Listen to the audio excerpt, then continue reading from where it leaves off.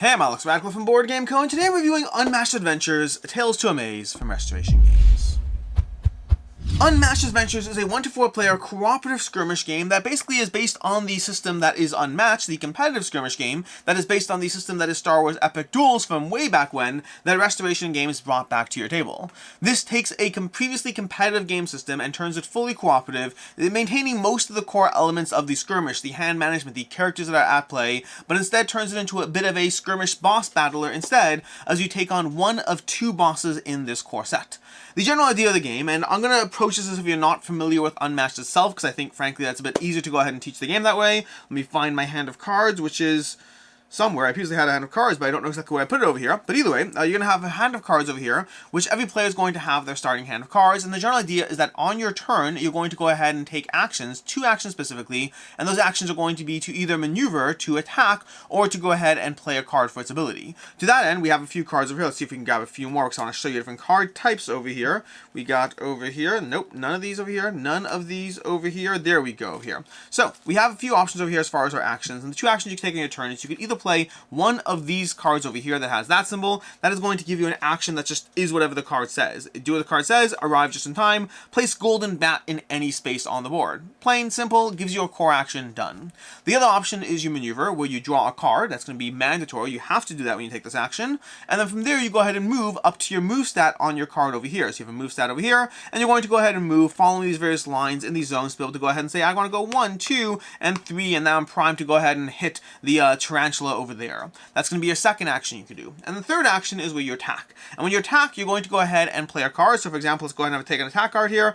Honestly, I don't have a great hand of attack cards, so let's go ahead and do it anyway. We're going to go ahead and play a card that has an attack stat. This over here is a hybrid card, which can be used for attack or defense. But you have a card like that, for example. Let's use that attack, super strength. We're going to go ahead and play that attack. There's no ability. It's a simple 5 strength attack. We're going to fight off against the Tarantula over here. The Tarantula is going to respond with a card, and we're going to look at the stat over here. This is a 0/0 defense, which is actually great for me right now, but let's go ahead and play this instead over here. So over here, this card would be a 3 if it's played as attack, and would be a 1 if played as a defense, which means I would do 4 damage to the Tarantula. I'm going to find its health dial and rotate it down to 6 damage left over here, down from 10, and that's going to be an attack action. So again, just a quick recap, the 3 core actions you can take on your turn are you can go ahead and play a card for its lightning bolt symbol, just to do what the card says. You can maneuver, which means drawing a card and then optionally moving around the board, or you could attack, and you're going to take any combinations of 2 actions. That's your turn. You're going to have the various characters on the board doing that over here, try to basically take down the ultimate boss that you're fighting against. In this case, we're fighting off against Mothman, and we'll explain more how he operates in a second, but this guy over here, we're basically trying to take him down to 0 from whatever his health currently is, which can be player dependent, and you're basically trying to do that, and these other little minions over here, they kind of are meant to get in your way, but you don't actually have to kill them. More often than not, it is better to do so, because the faster you take them out, the less they're getting in your way and dealing damage to you, but that's kind of a up to you kind of situation as far as feeling out the battlefield, feeling out when you want to rush the boss and take them down, feeling out when you want to gang up a minion to get them out of the play. Those are all balances you're going to do to strategically approach, well, what you're doing and how. As far as the enemy turns are going to involve them basically trying to close the distance to the closest fighter, and then similarly, they'll play a card from the top of their deck. So for example, we have this over here, we have the Jersey Devil trying to move, going ahead and attacking. You're going to go ahead and respond over here, we attack, we play that to attack, we do whatever effect is over here as well. Sometimes there'll be something that happens during combat, sometimes there'll be something that happens after combat, and then the players in question are going to go ahead and play a card from their hand to respond before you see their card. You want to do it before you see their card, but you go ahead and play a card to defend over here. You see their card, look at that, I have a 1 defense, but after combat, I deal 1 damage to the opposing fighter, and if you won the combat, deal 2 damage instead. So there are going to be effects at play as well that you're trying to be mindful of, but effectively, on your turn, you are trying to take 2 actions. On their turn, they're trying to move towards you and hit you. That's the basic premise. As far as the turn structure in the game, that's going to be based on this initiative deck over here. You're basically going to have an initiative deck where you're going to shuffle this up every round, and then you draw a card, and look at that. We have the Loveland Frog is acting, so he'll go ahead and move and attack the closest fighter over there, and then at the end of the round, you're going to go, well, sometimes it's the end of the round since it's the end of turn, but at the end of the round, you're going to go ahead and resolve whatever the additional effect on this is as well. So it's going to give you a bit of a sequence and a flow of the various things that are coming at you at the end of the round, and those are things that actually tend to move the game along towards the boss's objectives. Because the way the boss wins the game is either if all the fighters are dead, and by all the fighters I mean all the fighters at play, including your various henchmen that you come to play with, depending on the fighter you bring to the table, but alternatively, if the boss accomplishes its objectives 4 times. And like I said already, this set comes with 2 bosses. We have the Mothman and the Alien, and the Mothman is trying to destroy 1, 2, 3, 4 bridges. As this threat track slowly moves up over here, which will happen based on cards that come out and based on its initiative card, as this moves up over here, you're eventually going to destroy a bridge, flipping it face down. That closes off a gap, so you're going to no longer be able to travel between there, but it's also going to place this token down over here, which will activate some negative effects. Then we're going to do a 2 and 3, and what happens the 4th time, the Mothman's going to win.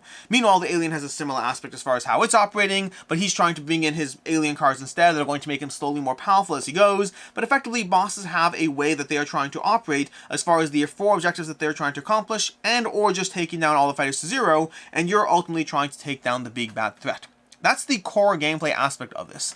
There's a lot more nuance going on, but the nuance is going to come through from the various characters you're fighting against, the various henchmen and minions you're fighting off, the boss you're fighting against, the way the interplay works as far as these bridges where you can, every time you take a maneuver action next to a bridge, you can go ahead and activate the bridge's ability, the way the Mothman is going to operate, the initiative cards that are in play, the specifics of the characters that you have, and how Nikolai Tesla has his coils over here, which he can use to make his cards more powerful. You can have various characters who have various henchmen in play over here that give you an additional character to play off against. We have our Golden Bat over here. If you haven't taken maneuver action this turn, we can add +2 to the value of Golden Bat's attack. So if he hasn't actually had to move, he can go ahead and just smash you, which also comes into play with the fact that I played that card where he just randomly teleports across the board because that's not a maneuver action. So he just snaps into place and just smashes you because that's the kind of thing he does over there. So the nuance is going to come through on the characters, of which this set comes with 4 characters, but this is a compatible game with all the previous Unmatched set. You can take any characters from any Unmatched and mix and match them to create the custom scenario you're facing off against in terms of the Mothman, the Alien, the Henchman,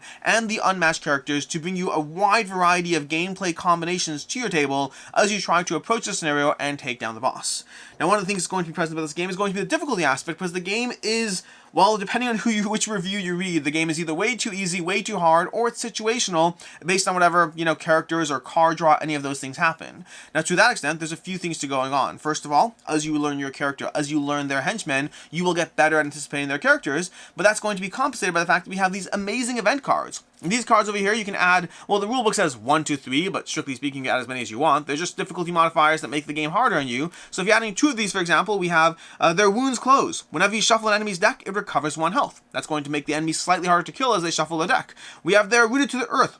Player effects cannot cause an enemy to leave its space. So you're going to have different modifiers that effectively show up in the game, giving you as the player slightly less options at the table to be able to take them down, and those are good ways to modify the difficulty if you are finding that you're having too hard, too easy of a time in the game. If you're having too hard of a time in the game, there's not a lot you can realistically do to modify the difficulty then. That's because, I mean, play it more, you will get the hang of it. It is a winnable game. For me, I found the game generally feels a little balanced. I would say that as I've reapproached the same scenarios again and again, it is something you get better at as a player, and mixing these in does become essential. But my first few games definitely felt like it was decently on the nose as far as the difficulty scaling, which means we are branching into opinions. Let's go ahead and start off with our review part of this. Starting off with ease of play, I would say the rulebook was fairly straightforward. This is a little bit messy in terms of understanding that if you're coming at this knowing Unmatched or not. There are a lot of different aspects that, again, if you are an Unmatched player, you know the basics, such as, the nature of these zones over here and how you have line of sight from zones. So if you're here, you have line of sight to any of these green zones, but if you're here, you can't see into the green zone. And those smaller aspects that, again, if you've played Unmatched, you are familiar with them. The way the hands work and the action system as far as the attacking and defending and using abilities and all those things. If you're coming at this knowing Unmatched, then you are walking into this knowing the core infrastructure, and you just have to learn the differences. If you're not, it's slightly annoying in the sense that the game gives you a rulebook for Unmatched and then a rulebook for Unmatched Adventures, and you have to learn 2 different rulebooks to really learn the game. Not the hardest. Both rulebooks are fairly straightforward and are clearly presented, but I never like learning a game from 2 different rulebooks. It's always slightly irritating as far as, and I've played the original Unmatched system, but for me it was long enough ago that I basically had to relearn Unmatched and then read the rulebook, and then especially when it comes to player setup, one of my pet peeves is that even things like just what's the starting player hand size, you kind of have to reference the standard Unmatched rules, even for something something as simple as player setup, which again, if you've played the system, it's not that big a deal, but it's just a small irritation. I wish they had put a drop more into the Unmatched rulebook. I don't think it would have been too much of a burden on the rulebook, and you could have put in things like, oh, skip this if you already know Unmatched. So slight irritation at the way they presented the rules, while also not at the end of the day, both rulebooks are well presented on their own. It's just the combination that bothers me. As far as game time, I would say games generally come in at around 45 minutes to maybe 90 minutes. 90 minutes really feels like the high end of things if you're playing a full 4-player complement and taking your time with it. This is a game that gives you a good amount of game time in that hour-ish range of play. As far as what I like, don't like, and conceal as not liking, starting with the fact that they took a good system, a system that didn't work for me for different reasons, and they just made it cooperative. Unmatched is a system that has, I say stood the test of time, but honestly it hasn't been that much time, but it has been around for several years, and it is based on Star Wars Epic Duels, already a previously existing system, and it's a system that has proven very popular as far as the sheer variety of characters that they throw at, whether you're placing as dinosaurs, as Sherlock Holmes, as Marvel, as Deadpool, as any number of characters out there. There's an absolute ton of unmatched characters out there that players are finding themselves flocking towards to be able to utilize the different systems, the different IPs, the different ways the characters are, and while I have not played as anyone near all the characters, between playing the original Unmatched and between playing this game, I've played maybe 8 or so characters, and they generally feel fairly different. So again, I have not played the whole roster, there's an absolute ton, but they do a good job making their characters feel like they have their own identity as far as how they operate, and again, they took those building blocks of a good system, and they put it into a cooperative game, which for me is definitely how I prefer the system. For me, I have my own complaints against the original Unmatched, but to a large extent, for me, it very much feels like, and again, it's a well-loved system, people like it, but for me it very much feels like you're just closing the distance and hitting each other with some elements of card play going on, but it always felt like I was making the more obvious choices. And again, I recognize that Unmatched fans will not like that, and I respect that. For me, it's a system that didn't work as well. Whereas when you take it in cooperative play, I like it a lot more. Suddenly it feels like we're working as a team, and yes, you're still making that aspect of still going with the choice that seems the most reasonable or obvious based on the ability or choice of your time. I don't feel there's a ton of depth to it, but it's just more fun when you're approaching it cooperatively, so I appreciate the fact they took a good system and made it cooperative in a way that feels fairly smooth. It doesn't feel like this is a Frankenstein's monster of a game. It feels like it works well to be a cooperative system. The way they have these bosses as your thing that makes the game different, the way they have these different bosses you're going to be facing off against, whether you're facing off against Mothman or the alien, and you have different boards over here, this board will flip to the other side over here, the fact that you have just a whole different scenario effectively to fight against as you go through it means there's character variety, there's difficulty modification variety, there's minion variety, and there's the full boss adventure variety, which means especially as they come out with more sets for the Unmatched Adventure system, that's going to give you an absolute ton of ways to mix and match your gameplay in ways that might hold the system as fresh as possible for as long as possible. And one of the things I always did appreciate about the original Unmatched is, like I said already, the characters are well developed and feel different and feel fun. And so when you take that and throw it into a cooperative game, I appreciate them a whole lot more than when I'm just smashing my friend head to head and not really feeling particularly amazing about it. I also like the general cryptid theme over here. Unmatched Adventures Tales to Amaze gives you a nice solid cryptid theme with all the various characters and little minions you have. You have the Ant Queen, the Loveland Frog, the Jersey Devil, the Tarantula, and a bunch more that are going to be in the set to mix and match. I appreciate the way the theme is implemented between the bosses and based on, like, you know, the actual lore and stories of them. And I really like the difficulty modifications because it's a way that takes a system that starts off decently balanced, at least for me. It's going to be group dependent, obviously, but for me, as someone who wasn't a huge Unmatched player, I felt there was a good degree of difficulty scaling for my first few games.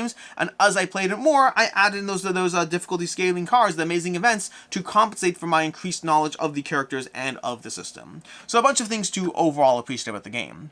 As far as things I don't like about the game, the first is going to be the fact that it still very much, at least to me, has that feeling of close the gap and hit things. Skirmish games in general are victim to that, and I find some do a better job than others as far as finding ways to feel like it isn't just about close the gap and hit things. For me, Unmatched Adventures still has that problem that I had with Unmatched, the core structure of it's close the gap and hit things. Now make no mistake, the enemies will occasionally do things like, oh, you know, they're going to play a card where they hit you and then they jump to a far off corner of the map. So it will have that, and that's great because that does mean that you once again have to move. If you're going to give me a board for me to move around, I want to feel as much movement as possible, and I will say there are cards and situations that do make me feel like the board matters more.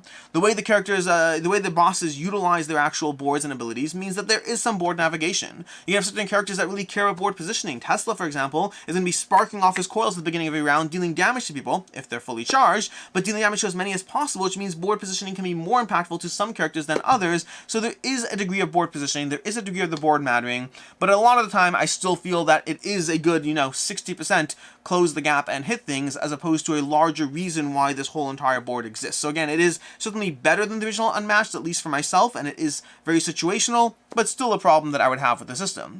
The other more important one for me is that I think that, for me at least, well, we'll talk more about this in final thoughts, but for me at least, I find that despite the variety of, well, everything, the variety of the characters, the minions, the bosses, all of those things, I do find that as I've played through these characters over here, as I've played through the bosses, not the characters I have a lot of appreciation for, but as I've played through the bosses and the core scenarios you're playing through, I do find that I get tired of them fairly quickly. Again, not tired, it might be a strong word, but the charm of approaching a new scenario, to me, they're good for a few scenarios, and at a certain point, I'm like, okay, great, I kind of want more Unmatched Adventures already. I'm less in a rush to fight the alien again. I'm less in a rush to fight the Mothman again. I'm willing to do so, but to me, the system is best when it's as fresh as possible. I find that the replayability of any individual boss, for me, isn't as present as what I'd like. It's a system that's good, and again, there are things that mix it up. The different characters and the different henchmen, all those things will mix it up. The minions, whatever, they're going to mix the things up to a degree, but ultimately, I still feel like there's only so many times I want to, deal with the Mothman or the alien before I'd rather play something else instead.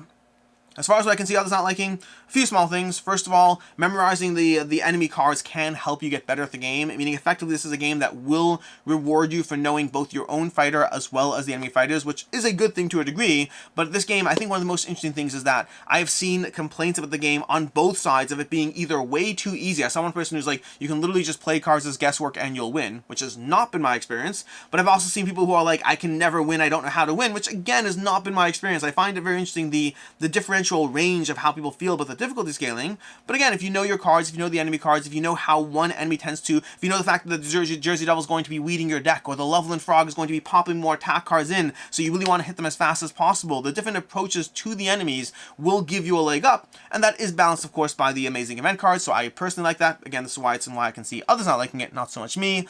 But then also, I will say that the right call only takes you so far. Even if you know the enemy cards, or even if you're just playing well, at the end of the day, you will get hit with luck. You'll go ahead and play your high defense card when they're playing their 0-0 reshuffle, and you're like, oh, well, that was wasted. And you'll have those moments of just making the quote-unquote right move, but just ultimately the cards are still what the cards are, and you'll be hit with luck, which is a factor in many games, and is still present in Unmatched Adventures. As far as final thoughts on Unmatched Adventures, I started off stronger on this one. Despite me not loving the original Unmatched, despite it not being a game system for me, I knew enough about the system that when I found that it was being adapted to co-op, I was like, I think I'll enjoy that. I always appreciated the character variety and the character differences, and some game systems I find just don't work for me head-to-head, but do work for me when they're cooperative, and the reverse is true as well. Some systems that are cooperative only work competitively for me. Everyone has their own taste and opinions, and for me, I was very eager and excited to dive into this. And as I played it, I thought, wow, I really see what this is about. I'm enjoying this a lot. There's different elements I've played. That initiative line is a lot of fun. The character variety is a lot of fun. The bosses and the differences to the scenarios between the alien and the Mothman, those things are fun. And then the variety of minions, this is a lot here. But it is a game that I would say that my initial highs definitely got very, not stale, stale is the wrong term. My initial highs wavered fairly quickly. Once you get a few games into it, at least for me, I just found my drive to continue to explore it was lower. I still have a drive to explore new characters. There's a part of me that's like, I want to go out and buy all the Unmatched stuff I've been passing up on for years, because I want to go ahead and fight against the Mothman as a bunch of Marvel characters and see how my characters feel now that I have something more fun to face off against than, just smacking down my friend. And so, for me, there is an aspect of this game that I still really appreciate, but I also really, really, really want a whole lot more variety in terms of the actual bosses you're facing off against. For whatever reason, the bosses don't give me as much longevity to the gameplay as I get from exploring the new characters.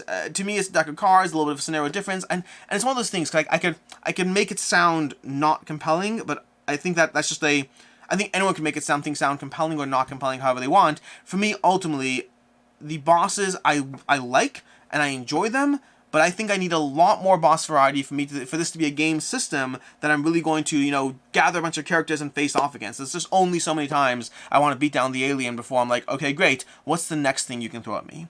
And so I think for me, I'm in a weird place with this one. It started off a lot higher for me. It has shifted downwards. Where I am right now, and this is a 3.5 out of 5 for me. It started off much higher, but it dropped fairly quickly. But it is a system that I believe will go back up for me as they have a lot more content for the game. I just think that my desire to play against the alien or the Mothman again just isn't there, and it's not ever again, not ever I'm saying, but my levels of desire of being I want to play that game just have dipped fairly quickly, and I think a lot more variety so that I'm not playing against the Mothman 3 times, rather I'm playing against the Mothman now, and I'll see the Mothman in a year and a half with a different roster of characters. That would change, I think, the way I engage with the system, because I love the other elements of variety. The bosses is where I feel a bit more stale in the game. So a 3.5 out of 5, I do think it will go back up as I think it'll increase again as there's more content to sink your teeth into, but where it stands at 3.5 out of 5. As far as other game recommendations, first of all, I highly recommend Deliverance as another game that's going to have a very similar feeling as far as, you know, you're going to have a boss variety, you're going to have levels of minions below them, and you're going to have character variety with tons of powers and abilities. It very much does have the same complaint I have of just a skirmish game where you're just closing the gap and hitting things, but I think that a lot more different elements of the game feel a lot more rewarding, and they already have more than two bosses out the gate. These higher demon characters. Granted, they are less nuanced than what you get in Tales to Amaze over here, but they're still, I think Deliverance holds up a bit more for me on the overall structure, while still having some of the same complaints. And if you're looking for another game that's going to be a lot of fun as far as the character variety and the enemy variety, and it just skips the entire board entirely, if you're just going to close the gap and hit things, let's just go ahead and skip that pretense entirely. Sentinels of the Multiverse is going to be an incredibly rewarding experience that I think that all of these games have different character variety that I really enjoy, but Sentinels of the Multiverse is it's one that's been around for a very long time. It had multiple editions for a reason, and that's because it's a game that really does deliver. And again, it's a skirmish game without the board. It skips the entire aspect of doing that and just play cards, build your character, face off against a giant thing that's trying to kill you as you whittle its health down to 0. In any case, until next time, I'm Alex Radcliffe from Board Game Co. Hope you found this video helpful, and as always, I hope you have a good one.